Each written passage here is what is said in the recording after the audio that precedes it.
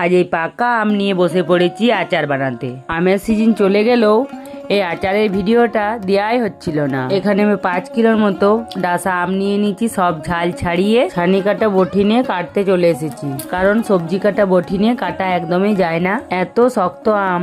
মোটামুটি এই সব আমগুলোই কেটে নেব 4টা টুকরো করে। তারপর কাটা আমগুলোর থেকে বীজ ছাড়িয়ে নিয়ে শুধুমাত্র হলুদ মাখিয়ে 3-4 ঘন্টার মতো রোদে দিয়েছিলাম। তেল গরম হয়ে গেলে শুকনো লঙ্কা, 5 ফোড়ন, তেজপাতা দিয়ে নেড়ে চেড়ে আমগুলো আবার ভালোভাবে নেড়ে নিলাম। তারপর 2 কিলোর মতো চিনি দিয়ে আমটাকে রান্না করে নেব। তারপর ভাজা মশলা করার জন্য মেথি, মৌরি, গোটা জিরে, শুকনো লঙ্কা শুকনো কাঠখোলায় গরম করে শিলনোড়ায় একটা একটা করে গুঁড়ো করে নিয়েছি, কিন্তু বেশি গুঁড়ো করিনি, হালকা গোটা গোটা রেখেছি।